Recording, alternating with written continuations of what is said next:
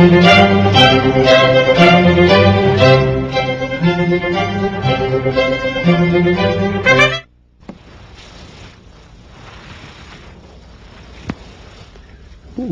오늘은 인도 불교의 사상과 역사 제 19번째, 19번째 강의입니다.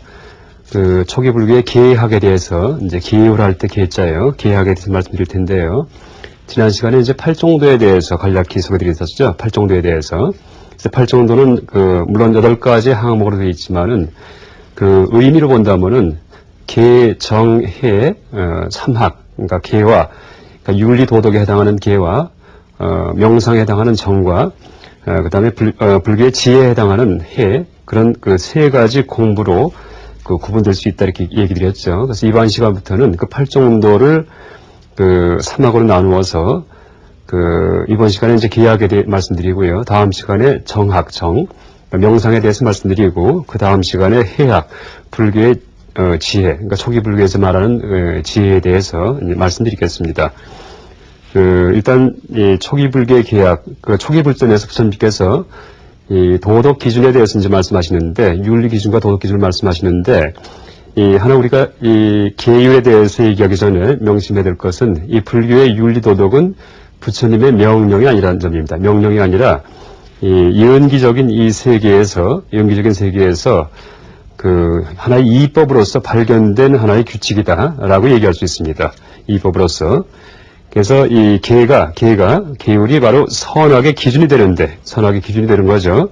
그래서 우리가 이 3계 6도를 유래한다고 할 경우에, 올바르게 살고 착하게 살 경우에는 향상하게 되고, 3계라는 그런 윤회의 세계에서, 만약에 악하게 살고, 그 다음에 바르지 못하게 살 경우에는 추락한다는 그런 말씀드렸는데, 그때 어떤 행동을 하는 것이 바른 것인지, 어떤 행동을 하는 것이 바르지 못한 것인지 하는 기준을 얘기해 주는 것이 바로 불교의 계율입니다.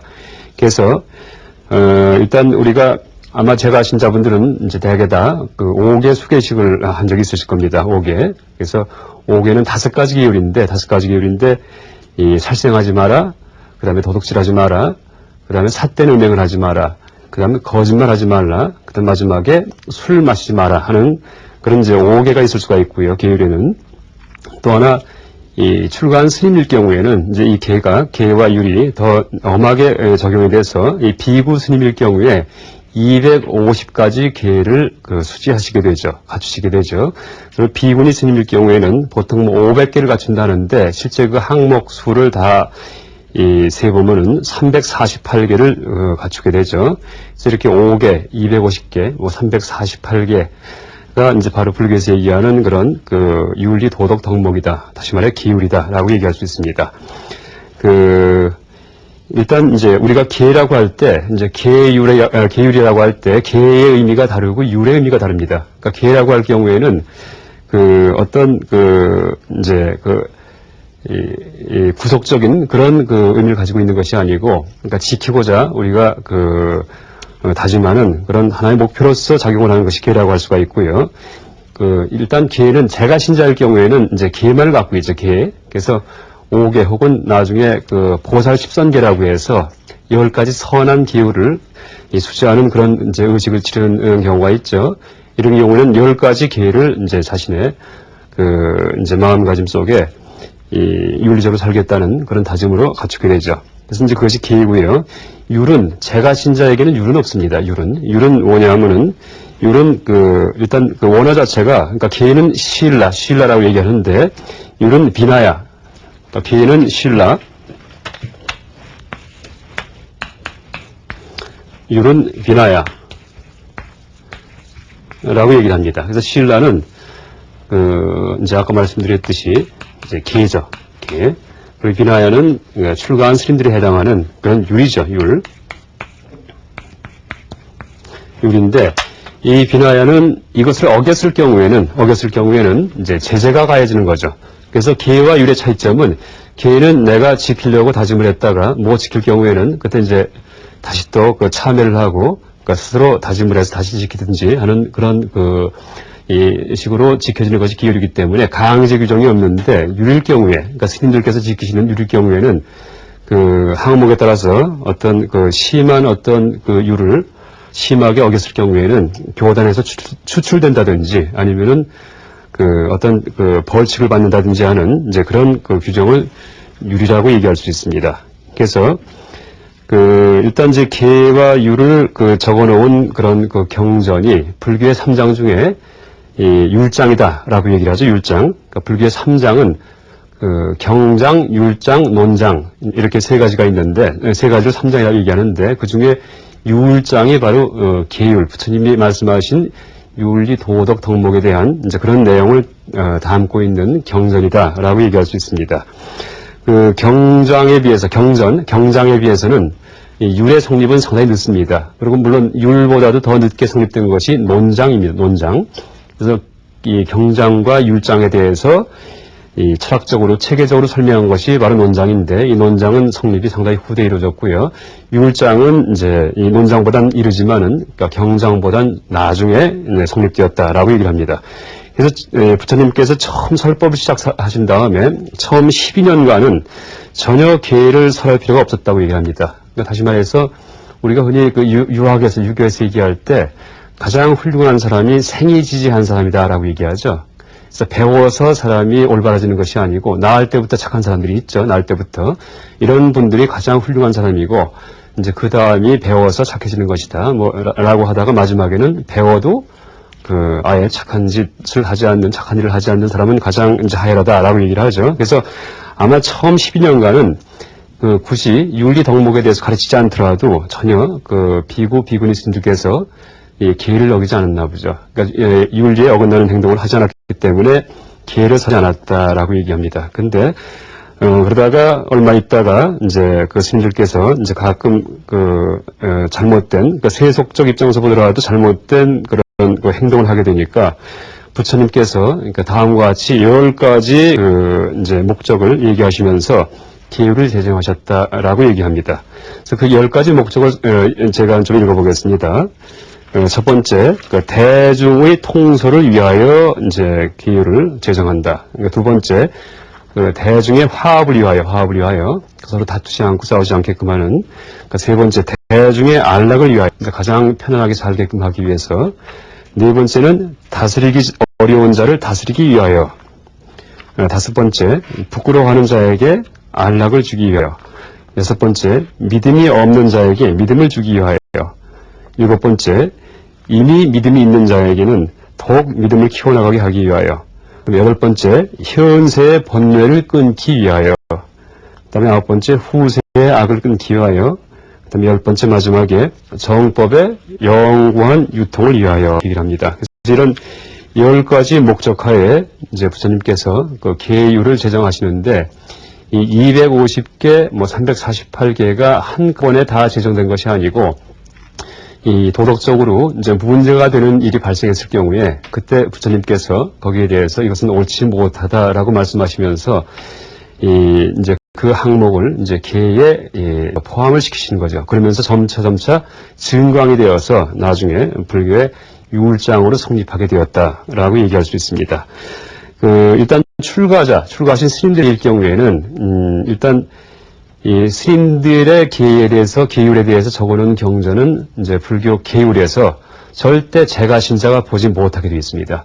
그래서 실제 우리가 그러니까 요새는 율장이든지 이런 계에 대한 얘기를 써놓은 그런 경전이 시중에 많이 유포가 되어 있기 때문에 누구든지 이제 그걸 열람할 수가 있는데 사실은 이제 엄밀히 얘기한다면은 그것도 옛날 부처님 당시처럼 이제 율장 그러니까 계에 대해서 써놓은 경전은 절대 제가자가 봐서는 안 될 거라고 생각합니다.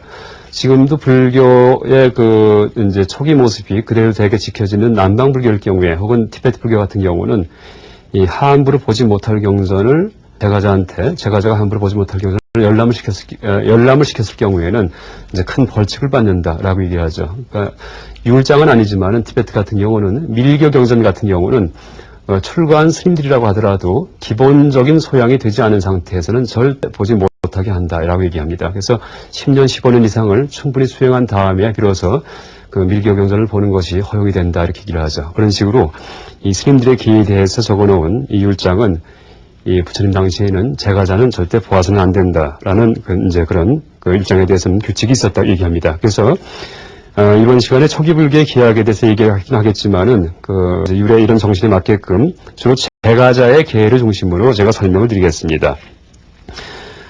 일단 제가자계에는, 다 아시겠지만은 5개가 있죠, 5개. 그러니까 5가지 계가 남방이건 북방 불교건, 이제 혹은 티베트 불교건, 상관없이 모두 다 이 제가 신자가 지켜야 되는 이제 그런 계라고 그렇게, 우리가 알고 있죠. 그래서 5개를 일단 적어보면은요,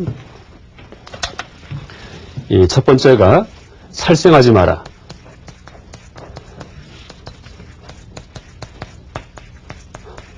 이게 이제 첫 번째 덕목이죠. 살생하지 말아라. 산 것을 죽이지 말아라. 두 번째가 도둑질하지 말아라. 세 번째가 사음, 삿된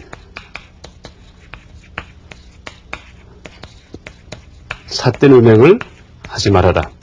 그러니까 제가자일 경우에 이제 부부 생활을 하니까 음행은 일단은 허용을 하죠. 그렇지만은 도덕적이지 못한 이제 그런 비난받을 만한 음행을 하지 말아라 이렇게 얘기를 하죠.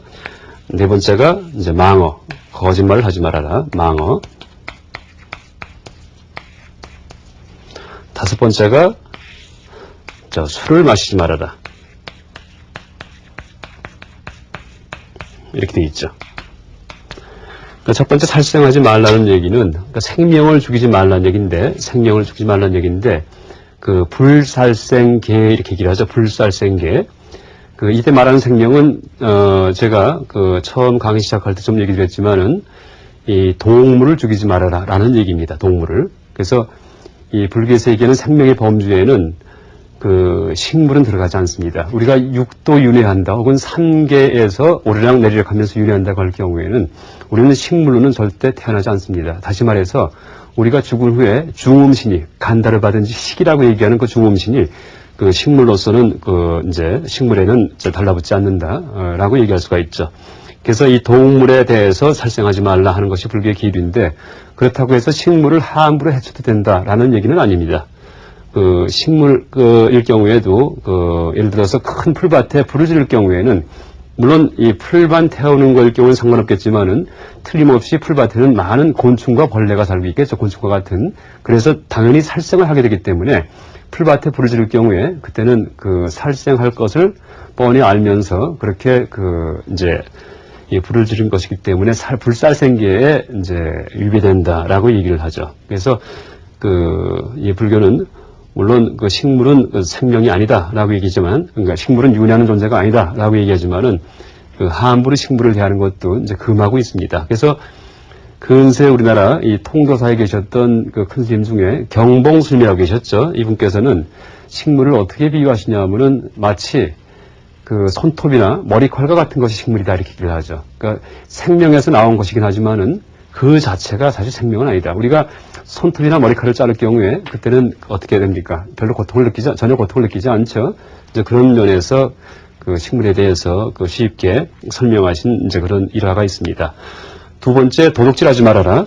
이게 두 번째 이제 불투도계인데, 이 도둑질하지 말라는 얘기는 남의 것을 훔치지 말라는 얘기죠. 남의 것을 훔치지 말라는 얘기인데, 이때 이제 이 남의 것을 훔치지 말라는 그런 의미도 여러 가지 의미가 있습니다. 단순히 훔치지 않는 것만이 도둑질하지 않는 것이 아니고, 남의 것을 훔치는 경우는 남이 돈을 꾸어줬는데 이제 꾸어준 사실을 잊어버렸습니다. 잊어버렸는데 이제 꾸은 사람이 잊어버린 걸 알고서는 갚지를 않습니다. 이 경우에도 도둑질이다 이렇게 얘기를 합니다. 투도죄에 걸린다 이렇게 얘기를 하죠.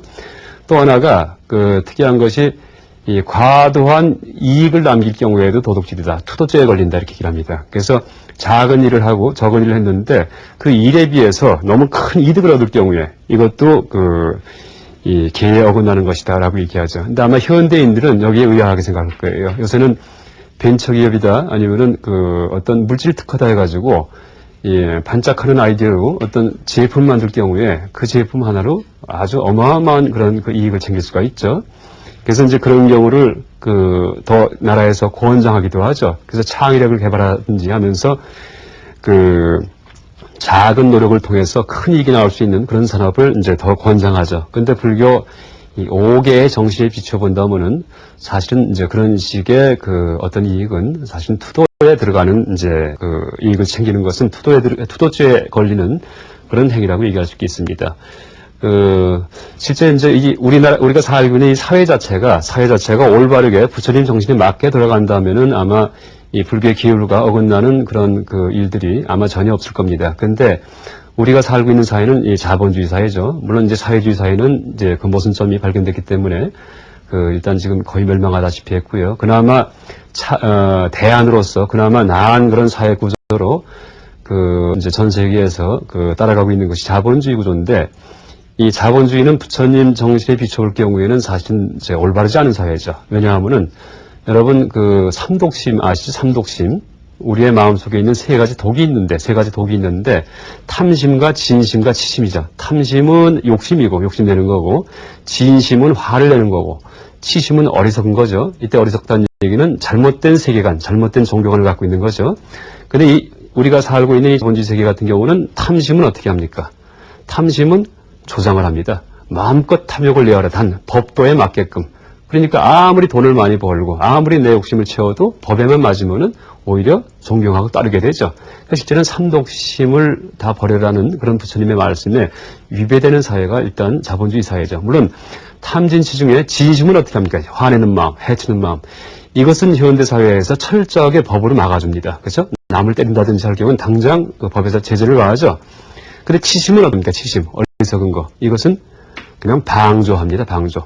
올바른 정견, 그러니까 부처님의 가르침이 다 학습되게끔 이렇게 권하는 것이 아니고, 언론 출판의 자유, 종교의 자유 얘기하듯이 치심에 대해서는 이제 방임하고 있죠. 그래서, 그러니까 그런 식의 사회에 우리가 지금 살고 있기 때문에, 이제 많은 이윤을 남기는 것이 도덕질이다라고 얘기할 경우에는 이제 의아하게 생각할 수가 있죠. 그래서, 어쨌든, 불교의 5개 정신에 비춰본다면은, 비단 남의 것만 훔치는 것이 도둑질이 아니고, 너무 많은 이익을 남기는 것이 도둑질이다. 이렇게 얘기할 수 있습니다.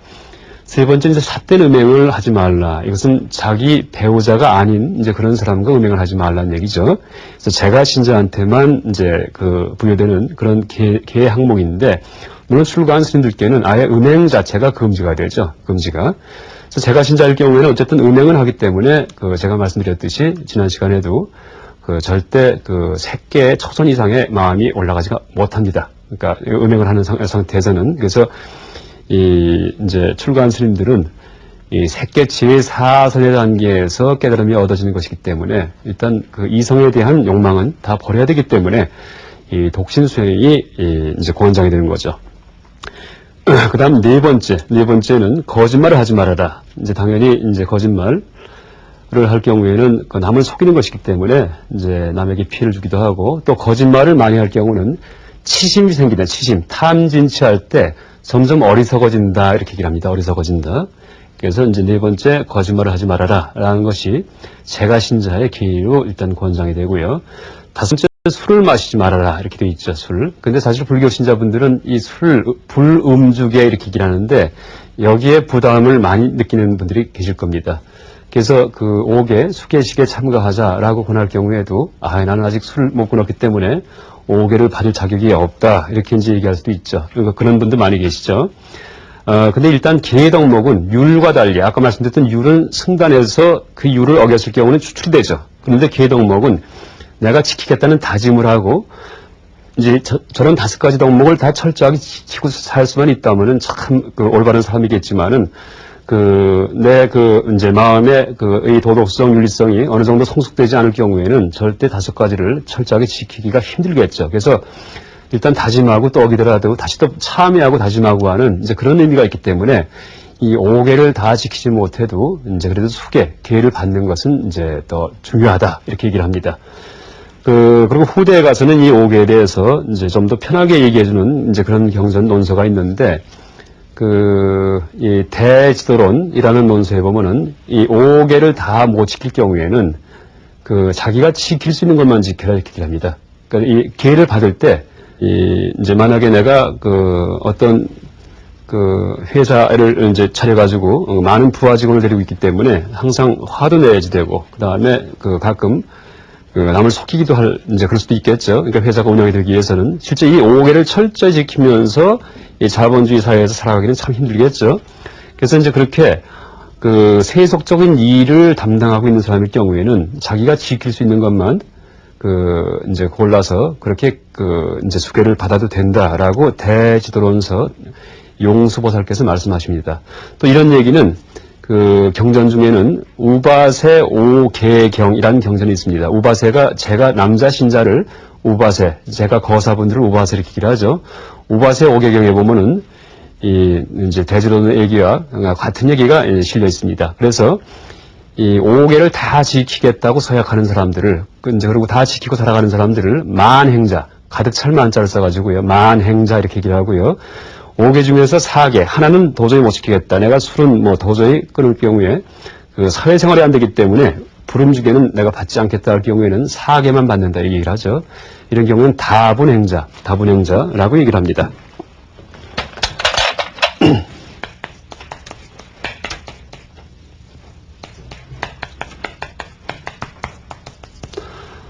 그 다음에 이제 이 네 가지는 철저하게 지킬 수 있을 경우에는 이제 다분행자고요. 하나는 못 지키더라도, 물론 이 중에 어떤 거 하나라도 상관없습니다. 그 다음에 어떤 사람은 네 가지가 아니고 세 가지뿐이, 두 가지 내지 세 가지뿐이 못 지키겠다 할 수가 있습니다. 두 가지, 자기 직업 때문에. 이럴 경우에는 이제 소분행자. 저걸 소자 써가지고요. 이렇게 얘기를 하죠.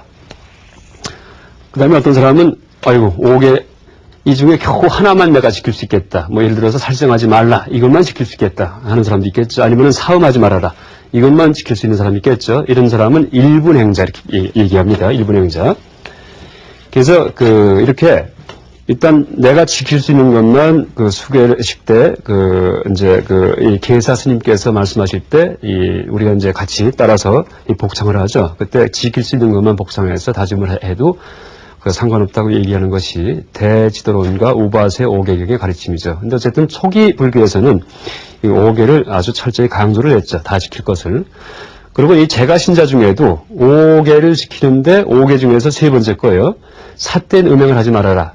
이것을 물론 당연히 지키긴 하지만 그 정도가 아니고 자기 배우자와도 이제 음행을 하지 않겠다 하는 그런 다짐을 하는 경우가 있습니다.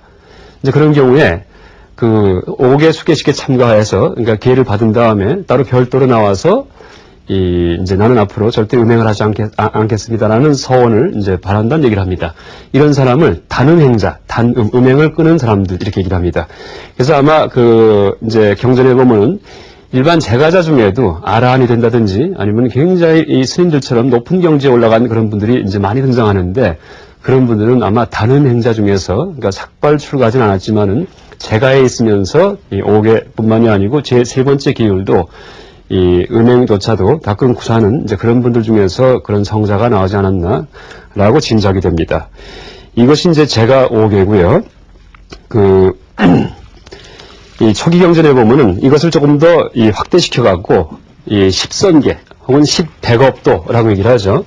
그래서 이 5가지 기율에다가 이 술 마시지 말아라 라는 것은 이제 일단 생략이 되고요. 이것은 당연한 거로 이 5개를 다 지킬 수 있는 사람일 경우에는 그 다음에 한 단계 더 올라가서 이제 10선계를 지키게 되죠. 그러니까 10선계일 경우에는 어떻게 됩니까?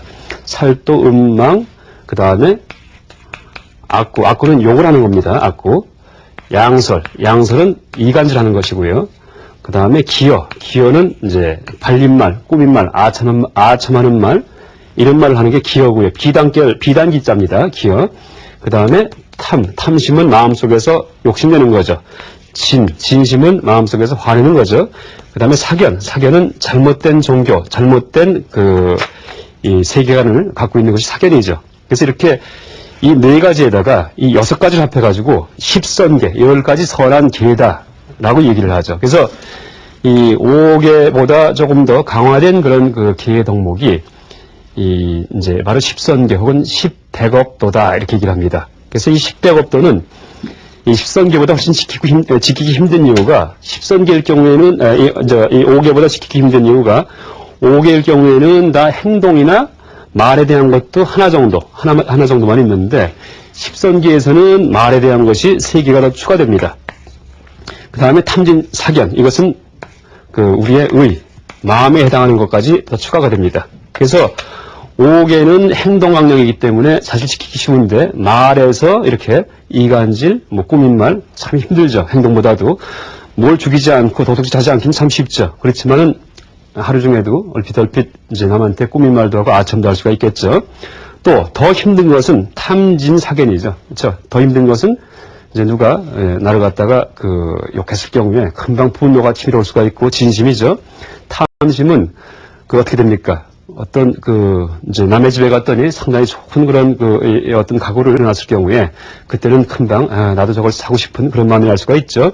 이것은 더 어렵죠. 그래서 이 5개를 철저히 지키는 사람들은 그 다음에 우리가 이 보살 10선계 수계식을 이제 하죠. 이제 그렇게 더 힘든 10가지 이제 덕목의 이 기회를 이제 받게 되죠. 그래서 이렇게 이 기회는 이제 우리가 이 개가 이 3계 혹은 6도 유래 세계에서 착하게 살면 향상한다, 악하게 살면 추락한다고 얘기할 때 이 착하고 악한 것의 기준을 얘기해 주는 것이 바로 계율이다라고 얘기할 수 있습니다. 오늘 계에 대한 강의를 초기불교의 계약 중에서 이 제가불자의 계, 5계와 10계에 대해서 이제 말씀드렸습니다. 이상 강의 마치겠습니다.